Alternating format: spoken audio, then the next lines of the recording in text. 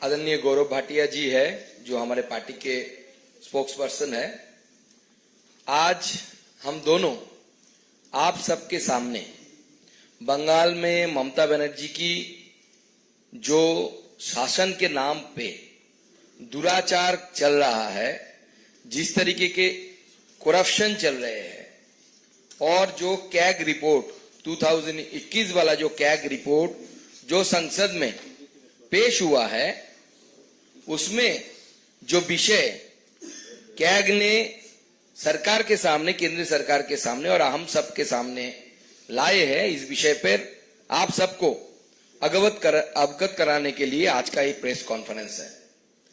जो देखा जा रहा है, कंट्रोलर एंड ऑडिटर जनरल यानी कैग ने एक मैसिव फिनेंशियल मिस एप्रोप्रिएशन और संभावित स्कैम लगभग 2 लाख करोड़ रुपए का जो ममता बनर्जी की सरकार ने किया है, उस पे उन्होंने प्रकाश डाला है, कैग ने प्रकाश डाला है। और आप जानते हैं कि ऐसे कैग हर सरकार का, वो केंद्र सरकार हो, राज्य सरकार का हो, और कोई भी गवर्नमेंट बॉडी हो, उसका रेगुलर बेसिस पे फिनेंशियल ऑडिट करता रहता है। और पश्चिम बंगाल का भी स्टेट फिनेंस ऑडिट रिपोर्ट जो है वेस्ट बंगाल का, ये मार्च के एंड में 2021 में वो पब्लिश किया। इसमें देखा गया पूरी तरीके से इरेगुलरिटीज, जो मैंने पहले ही बैठाया, potential fraud, miss appropriation and पैसा आत्मसात करने की जो चीजें होती है, वो पूरी तरीके से कैग रिपोर्ट में आता है। अगर हम डिटेल में जाए तो देखा जाएगा, जो सरकारी काम होता है, सरकारी पैसे से जो काम होता है, उसका नियम है कि कोई स्कीम या कोई प्रोजेक्ट कंप्लीट होने के 1 साल के अंदर आपको यूटिलाइजेशन सर्टिफिकेट देना पड़ता है। लेकिन पश्चिम बंगाल में जो देखा जा रहा है, कैग के रिपोर्ट में जो आ रहा है, 2.4 लाख 2,40,000 ऐसे यूटिलाइजेशन सर्टिफिकेट जो है वो ड्यू है। मतलब पश्चिम बंगाल की सरकार यूटिलाइजेशन सर्टिफिकेट नहीं दे रही है। और इसका अमाउंट अगर हम जोड़े कि कितना पैसा इसमें यूटिलाइज हो गया, लेकिन यूटिलाइजेशन का कोई सर्टिफिकेट नहीं है, यानी काम हुआ है या नहीं हुआ है, या पैसा ऐसे ही चला गया किसी की पॉकेट में, भाईपों के पॉकेट में चला गया, या टीएमसी के ममता बनर्जी के भाइयों के पॉकेट में चला गया, ये किसी तरीके इसका कोई जानकारी किसी के पास नहीं है। और ये टोटल अमाउंट है 1.95 लाख करोड़, यानी लगभग 2 करोड़ से भी ज्यादा इसका यूटिलाइजेशन सर्टिफिकेट, इतना पैसे का यूटिलाइजेशन सर्टिफिकेट ममता बनर्जी की सरकार ने नहीं दिया है। मतलब फिनेंस रूल के अनुसार ये पैसा कहां गया है, किसके पास गया है, इसका कोई अता पता किसी को नहीं है। अगर ममता बनर्जी को होता या उनके सरकार को होता तो यूटिलाइजेशन सर्टिफिकेट दे देती। लेकिन अभी तक ये जो कैग रिपोर्ट आया है 21 के मार्च तक नहीं दिया। और देखा जाए तो 2018 से 2021 के मार्च तक ये जो 2.4 लाख करोड़ 2.4 लाख जो मिसिंग यूटिलाइजेशन सर्टिफिकेट है, इसमें 1.6 लाख सिर्फ इस पैन में 18 से 21 मार्च इस टाइम के अंदर इसका यूटिलाइजेशन सर्टिफिकेट दिया नहीं गया है। इसमें मेजरली 3 डिपार्टमेंट पश्चिम बंगाल सरकार की इन्वॉल्व है। एक है ग्रामीण विकास, rural development, urban development and school education. इन तीनों डिपार्टमेंट को अगर आप गौर फरमाइएगा, इन तीनों नामों पर 2 डिपार्टमेंट ऐसे हैं जिनमें करप्शन के चार्जेस बीते दिनों में सबसे ज्यादा टीएमसी के ऊपर आया है। Even x education minister of the state is presently under the behind the bar.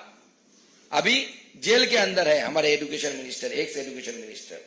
और रूरल डेवलपमेंट में MGNREGS का पैसा केंद्र सरकार रोकने के लिए बाध्य हुआ है, क्योंकि ये हालत है एक्चुअल में।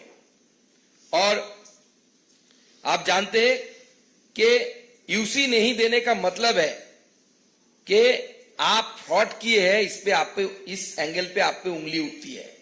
ये जानने के बावजूद ममता बनर्जी ने यूटिलाइजेशन सर्टिफिकेट नहीं दिया और आगे आने वाले समय में आपको हम डॉक्यूमेंट भी दे देंगे ईयर वाइज कितने कौन से साल में कितना पैसे का उन्होंने यूटिलाइजेशन सर्टिफिकेट देने के लिए मना किया। आप जानते हैं सरकार के कामकाज चलाने के लिए कभी कभी कुछ बजट के अलावा कुछ फंड, जिसे हम कॉन्टीजेंट फंड या कॉन्टीजेंसी फंड बोलते हैं, सरकार से एडवांस लेके काम होता है, पैसा लेके, ट्रेजरी से पैसा लेके उस फंड से काम होता है। और उसके बाद पश्चिम बंगाल की जो फाइनेंस रूल है वो कहता है कि आप पैसा लेके ट्रेजरी से काम करिए कॉन्टीजेंट फंड से, और 1 महीने के अंदर आपको बिल देना है, डीसी बिल जिसे बोलते हैं, कि डिटेल कॉन्टीजेंट बिल्स, जिसे इन ब्रीफ डीसी बिल बोलते हैं। लेकिन आप आश्चर्य हो जाएंगे, ममता बनर्जी जो क्लेम करती है कि वो सरकारी पैसा, एक भी पैसा सैलरी के नहीं लेती, उनकी सरकार 2018 से अभी तक, मतलब 21 के मार्च तक एक भी डीसी बिल जमा नहीं किया। पैसा कितना? 3,400 करोड़ इमरजेंसी फंड। ये पैसा किसका है? जनता की खून पसीने की कमाई है, टैक्स की पैसा है। उस पैसे का, और एक कॉन्टीजेंसी फंड, याद रखिए, ये फाइनेंस रूल बोलता है कि जब इमरजेंसी हो तभी इस फंड का यूटिलाइजेशन करना है, अदरवाइज इस फंड का यूटिलाइजेशन नहीं करते। लेकिन 3,400 करोड़ जनता की खून पसीने की कमाई की पैसा, ये पैसा खर्च हो गया कॉन्टीजेंट फंड में। अभी तक, मतलब 18 से 21 तक ममता बनर्जी की ट्रेजरी ने यूटिलाइजेशन सर्टिफिकेट जमा नहीं किया। और ये पैसा कहां गया, किसके पास गया, मालूम नहीं। और सबसे आश्चर्यजनक बात है, यानी सबसे गौर करने की वाली बात है कि ये फंड का, एक कॉन्टीजेंसी फंड का 1/3, 3,400 करोड़ का लगभग 1/3, 1,169, मतलब 1169 करोड़ रुपीस जो खर्च हुआ है कॉन्टीजेंट फंड में, वो होम मिनिस्ट्री से हुआ है। होम मिनिस्ट्री मतलब, who is the home minister of the state? Mamata Banerjee herself. Mamata Banerjee खुद जिस डिपार्टमेंट की मिनिस्टर है, वहां से इस कॉन्टीजेंट फंड का 18 से लेकर 21 के मार्च तक 1,169 करोड़ रुपीस पैसा खर्चा हो गया। लेकिन 3 साल में एक भी डीसी बिल सबमिट नहीं किया गया। आप जानते हैं कि ममता बनर्जी अपनी सरकार की पैसे को खुद की पैसा समझती है। उनको लगता है कि पैसा उनकी जमींदारी की पैसा है। इस पैसा के यूटिलाइज करने के लिए एक अनोखे किस्म का अकाउंट पश्चिम बंगाल में यूटिलाइज हो रहा है, जो कैग ने देखा। वो है, बोलते, उनको नाम दिया गया पर्सनल लेजर्स और पर्सनल अकाउंट। और ए पब्लिक मनी, इस पर्सनल अकाउंट्स और पर्सनल लेजर, इनके नाम से किस विषय में खर्चा किया गया, ये पीडी डिपॉजिट जिसे बोलते हैं, ये किस विषय पे खर्चा किया गया किसी को पता नहीं। और जानते हैं कि पश्चिम बंगाल में, आप सबको पता होगा, पश्चिम बंगाल की जो फाइनेंस रूल है, वेस्ट बंगाल ट्रेजरी रूल जिसे बोलता जाता है, पीडी अकाउंट्स इसलिए खोला जाता है कि किसी प्रोजेक्ट का काम चल रहा है, उस प्रोजेक्ट का पैसा आप पीडी अकाउंट्स में काम के लिए ले जा सकते हैं, और काम खत्म होते होते फाइनेंशियल ईयर एंड तक वो फंड जो आप पीडी अकाउंट में कंसोलिडेटरी फंड से लेके गए हैं, वो फिर से वापस उस कंसोलिडेटरी फंड में चले आना चाहिए। लेकिन देखा जा रहा है कि 31 मार्च 2021 को जो कंसोलिडेटेड फंड में वापस आना था अमाउंट, पीडी अकाउंट में अगर ले भी जाते हैं आप, लेकिन देखा जा रहा है कि लगभग पूरे स्टेट में 160 ऐसे पीडी अकाउंट्स है, पीडी लेजर है, जिसमें 3,465 करोड़ रुपया पड़ा हुआ है, जो total violation of finance rule है। और ये पब्लिक मनी है, और पब्लिक मनी पड़े रहने का मतलब जनता की पैसा लूटे जाने की कोशिश है, लूटने की कोशिश है। और अगर एक कैग रिपोर्ट्स को ध्यान से देखा जाए, पैसा लूटने के लिए हर जगह पे ममता बनर्जी की सरकार के द्वारा कोशिश किया गया, और एक कैग रिपोर्ट ममता सरकार के मुंह पर एक तमाचा है कि जो खुद को ऐसा मानते हैं कि उनके जैसा ऑनेस्ट पॉलिटिशियन बंगाल में क्या पूरे भारतवर्ष में नहीं है। ममता बनर्जी का खुद का मानना है, उनका पार्टी का मानना है, लेकिन एक कैग रिपोर्ट पूरी तरीके से ममता बनर्जी की सरकार को बेआबरू कर देती है और दिखाता है कि किस तरीके से जनता की पैसे को लूटा गया, लूटने की व्यवस्था किया गया, यूटिलाइजेशन सर्टिफिकेट नहीं दिया गया, personal account, personal ledger maintain किए गए, और धांधली सबसे ज्यादा अगर देखे तो ममता बनर्जी की खुद की डिपार्टमेंट होम डिपार्टमेंट में है, और वहां पे पैसा ऐसे लूट जिसे बोलते हैं, एक तरीके किस्म का लूट चल रहा है बंगाल में। आगे मैं विस्तार से बोलने के लिए राजीव भाटिया जी को, गौरव भाटिया जी को अनुरोध करूंगा। बहुत बहुत धन्यवाद सुकांत जी। सभी पत्रकार बंधुओं को हमारा नमस्कार। जैसा मजूमदार जी ने बताया, इस देश में दो विचारधाराओं की लड़ाई चल रही है। एक तरफ ईमानदार, जनता के प्रति समर्पित केंद्र सरकार है, जिसका एक ही प्रण है, एक ही लक्ष्य है, भारत को भ्रष्टाचार से मुक्त करेंगे। और ये जो सीएजी रिपोर्ट सामने आई है, ये बिल्कुल स्पष्ट कर देती है कि इंडी अलायंस का कोई भी घटक दल क्यों ना हो, एक विपरीत ताकत लगी हुई है भारत की जनता के खिलाफ, भारत के मजबूत लोकतंत्र के खिलाफ, कि भारत भ्रष्टाचार मुक्त कैसे होगा जब हमारा परिवार और पार्टी भ्रष्टाचार युक्त होगी। यह चिंताजनक है कि ममता बनर्जी,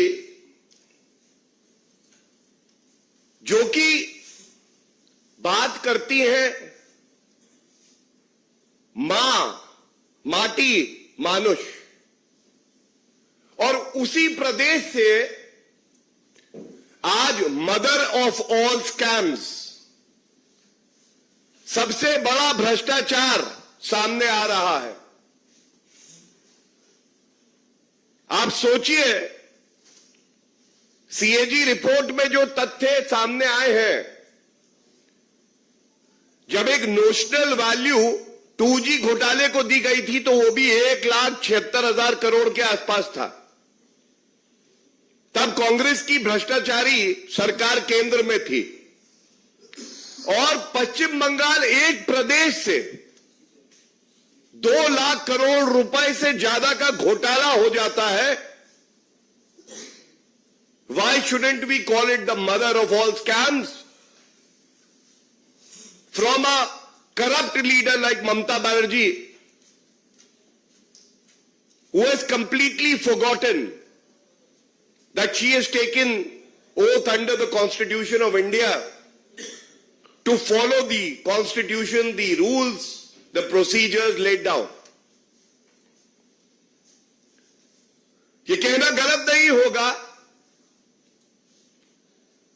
खाता ना बही, जब चोर हो ममता बनर्जी तो भ्रष्टाचार भी सही।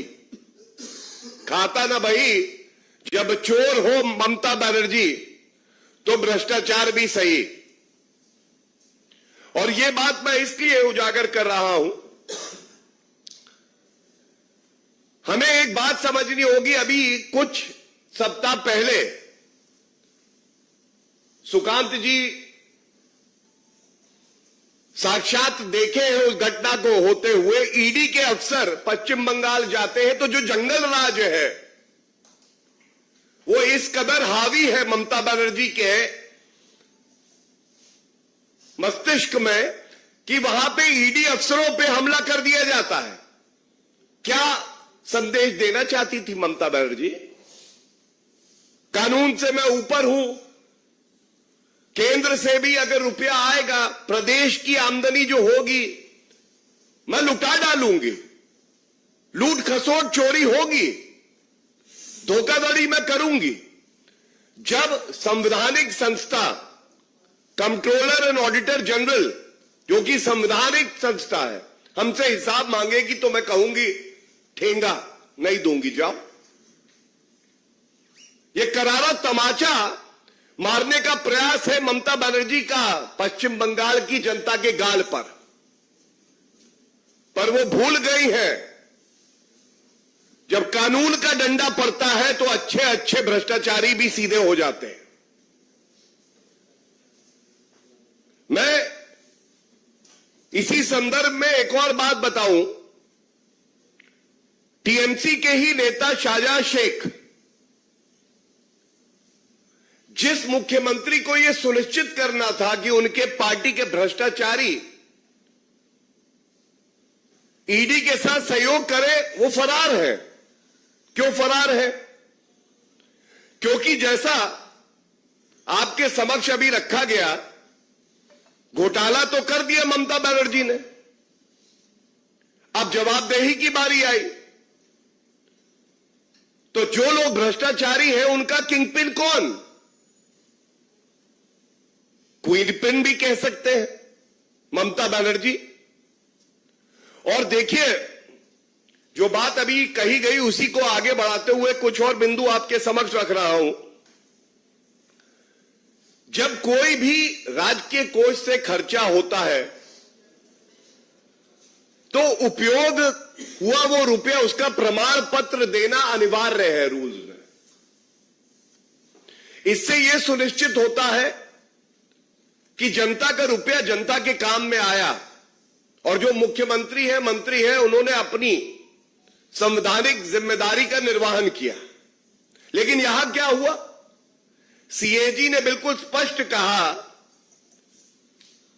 चाहे वो यूटिलाइजेशन सर्टिफिकेट की बात हो, चाहे अनअकाउंटेड कंटिजेंसी फंड की बात हो, और चाहे पर्सनल डिपॉजिट्स के जो अकाउंट है उनकी बात हो, there is lack of transparency, पारदर्शिता की कमी है। तो आज इस मंच से भारतीय जनता पार्टी अपनी जिम्मेदारी समझती है कि ये ममता बनर्जी से सवाल पूछे कि आप जवाबदेही से क्यों भाग रही हैं ममता बनर्जी। सीएजी ने आपसे हिसाब मांगा, ये यूटिलाइजेशन सर्टिफिकेट जो है, कुल राशि जो थी वो 3.94 लाख करोड़, और आप अचंभित रह जाएंगे कि 2.29 लाख करोड़ के यूटिलाइजेशन सर्टिफिकेट दिए नहीं गए। और ये एक बार नहीं, कई बार मांगे गए, उसके बावजूद नहीं दिए गए। करीब 60% रुपया जो लगाया है उसका कोई हिसाब ममता बनर्जी ने दिया नहीं है। ये चिंताजनक है, ये विश्वासघात है पश्चिम बंगाल की जनता के साथ। दूसरी बात जो आई वो अनअकाउंटेड कंटिजेंसी फंड की जो अभी रखी गई। कंटिजेंसी आकस्मिक, कोई इमरजेंसी हो तो निकालेंगे, जो साधारण व्यवहार है, खर्चा है, उसमें ये नहीं आ सकता है। ये संविधान में भी है और जो रूल्स हैं पश्चिम बंगाल के उसमें भी है। चिंता की बात यह है, रूल कहता है कि अगर कंटिजेंसी फंड में से रुपया निकालोगे तो 1 माह के अंदर आपको वापस रिकूप करना होगा वो अकाउंट, वापस कंटिजेंसी फंड में रुपया जाएगा, इसलिए कि अगली इमरजेंसी के लिए स्टेट के पास कोष में रुपया हो। लेकिन हुआ क्या, 3400 करोड़ रुपए के जो बिल हैं वो सबमिट ही नहीं किए कंटिजेंसी फंड से। ये दूसरी अनियमितता है, भ्रष्टाचार। और जैसा अभी कहा गया, ये बहुत महत्वपूर्ण है, अनअकाउंटेड फंड सबसे ज्यादा किस मंत्रालय में है? गृह मंत्रालय में। और ममता बनर्जी उस मंत्रालय की मंत्री है, वो विभाग उनके पास है। 3400 करोड़ रुपए कंटिजेंसी फंड से घोटाला कर दिया ममता बनर्जी आपने, रोहिंग्या को दिया, अपने परिवार वालों को दिया, या दंगे कराने के लिए इस्तेमाल किया। हम सब जानते हैं पश्चिम बंगाल में कानून व्यवस्था ध्वस्त है, ममता बनर्जी मस्त है, तो दंगे कराने के लिए दिया है। ये गृह मंत्रालय की बात हो रही है, इसलिए ये बात उठा रहा हूं। या ईडी के अधिकारी जाएंगे तो जो आपके सारे अपराधी छवि के नेता हैं उनको देने में ये लगाए हैं, ये सवाल पूछे जाएंगे आपसे। और तीसरी बात, ये सबसे ज्यादा चिंताजनक है, पर्सनल अकाउंट्स, निजी खाते। सीएजी रिपोर्ट ने फ्लैग किया है ये इशू भी। फंड्स आए 160 निजी खाते थे और उनमें करीब मार्च 2021 तक की ये जो समय सीमा है उसमें 3465 करोड़ रुपया था। तो इसका ऑडिट कैसे हो सकता है कि भाई आप अकाउंट्स का विवरण दें और उसमें जो रुपया है उस रुपए को सीएजी देखे कि सही से यूटिलाइज हुआ, कितना पड़ा है। लेकिन यहां से हुआ खेला होबे। खेला होबे क्या? भ्रष्टाचार का खेला होबे। ये जो सारे अकाउंट थे वो अकाउंट बंद हो जाते हैं, नए अकाउंट खुल जाते हैं।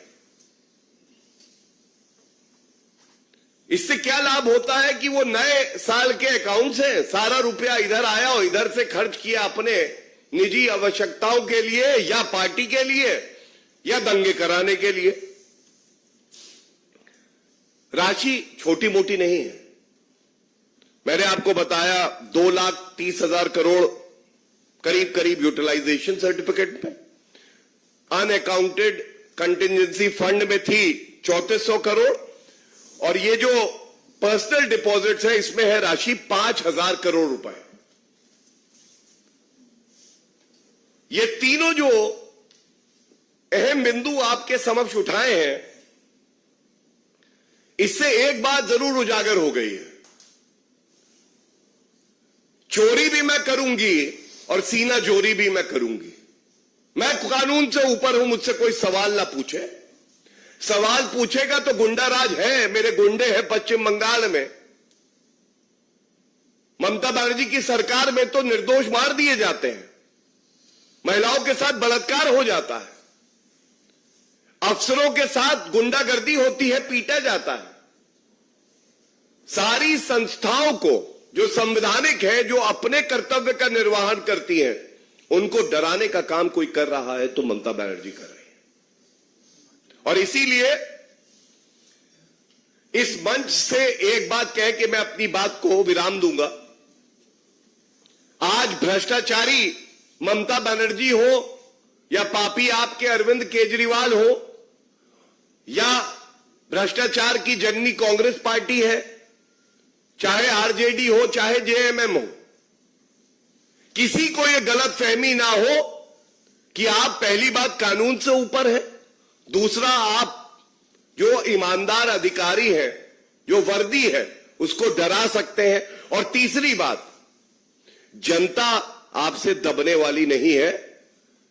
एक एक रुपए का हिसाब आपको देना पड़ेगा और वो भी वक्त आएगा जिनको गुरूर था, गुमा था कि मैं कानून से ऊपर हूं, वो जेल की सलाखों के पीछे चले गए।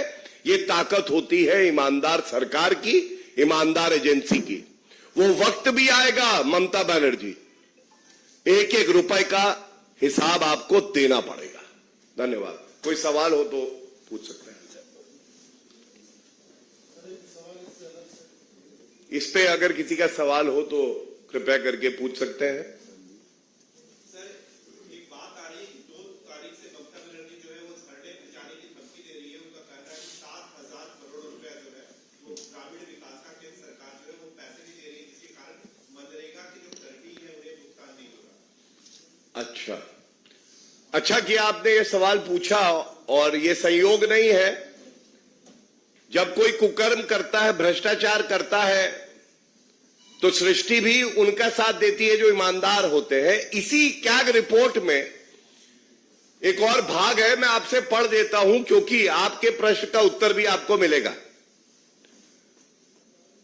इस वर्ष में दिखाया है कि केंद्र सरकार से 2020-21 में ममता बनर्जी को 26,198 करोड़ रुपए, 3 योजनाएं। एक है नेशनल फूड सिक्योरिटी एक्ट में राशन के लिए, जिसमें 8,792 करोड़ रुपया उनको दिया गया। मनरेगा में 9,719 करोड़ रुपया दिया गया, और फर्टिलाइजर्स के लिए 1,070 करोड़ रुपए। लेकिन जो पारदर्शिता प्रदेश की सरकार में होनी चाहिए, जो प्रोसीजर है केंद्र सरकार को बताना कि उसका यूटिलाइजेशन हुआ है, कैसे हुआ है, उसका प्रमाण क्या है, ऐसा लगता है कि ममता बनर्जी इसमें विश्वास नहीं रखती है। इसलिए ममता बनर्जी क्या कहती है ये अहमियत नहीं रखता है। अहमियत ये रखता है ये जो 2,40,000 करोड़ रुपए का घोटाला मोटा मोटा सामने आया है, पहले इसकी जवाबदेही ममता बनर्जी की बनती है। और जब इसकी वो जवाबदेही दे दे, उसके बाद 1 रुपए की बात भी उसके बाद होनी चाहिए, उससे पहले नहीं।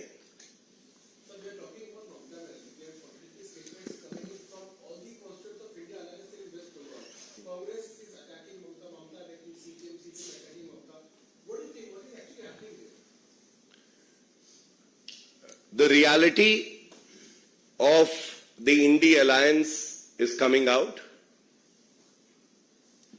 It's an alliance of leaders who have personal ambition but nothing to offer to the people of the country. And I am reminded of a line which was spoken by Shri Rahul Gandhi when he said, falsely so, insulting India on foreign soil, that democracy in India is dead. Today, when the Bharat Todo Anyay Yatra was in West Bengal, he saw what is the real meaning of democracy is dead. It is happening in a state where the leader is part of the India alliance. और अगर हिंदी में कहूं तो ये India alliance या घमंडिया कुछ नहीं है, भ्रष्टाचारी, परिवारवादी, सांप्रदायिक जहर उगलने वाले जो घटक दल है और जो लीडर है, उनका एक समूह है जिनका एकमात्र लक्ष्य और काम केवल यह है कि भारत को बदनाम करना है। जनता को देने के लिए इनके पास कुछ भी नहीं है। और यह भी एक विडंबना है, राहुल गांधी विदेशी धरती पर जाके भारत को बदनाम करने का प्रयास करते हैं और कहते हैं भारत में लोकतंत्र खत्म हो गया है। और जब पश्चिम बंगाल में भारत तोड़ो अन्याय यात्रा पहुंचती है तो राहुल गांधी को आभास हो जाता है कि जब लोकतंत्र मरता है, जैसे पश्चिम बंगाल में मरा है, जब जंगल राज होता है तो वो कैसा होता है।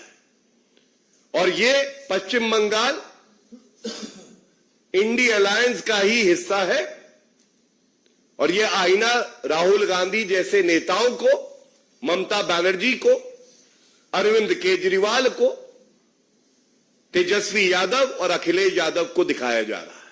गौरव जी, आपने अरविंद केजरीवाल का नाम लिया है। 2 फरवरी को अरविंद केजरीवाल और भाकपा मान एक बड़ा प्रदर्शन दिल्ली में बीजेपी हेडक्वार्टर के बाहर करेंगे। आरोप है कि चंडीगढ़ में जो मेयर जीता है उसमें आप लोगों ने धांधली की। सबसे बड़ा धांधली करने वाला व्यक्ति पापी आपके कन्वीनर कट्टर बेईमान अरविंद केजरीवाल खुद है। कम से कम उनके मुंह से धांधली शब्द अच्छा नहीं लगता है। और अरविंद केजरीवाल को संविधान पढ़ना चाहिए। उच्च न्यायालय में मामला लंबित है, उस पर टिप्पणी कर रहे हैं। इस पापी आपके कन्वीनर कट्टर बेईमान को जनता ऐसा जवाब देगी कि ये कहीं आपको 2024 के चुनाव के बाद दिखाई भी नहीं देंगे। धन्यवाद। Thank you everyone.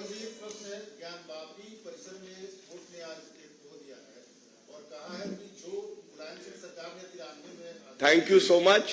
It's a sub judice matter. As I stated earlier, we should not be commenting on a matter which is sub judice.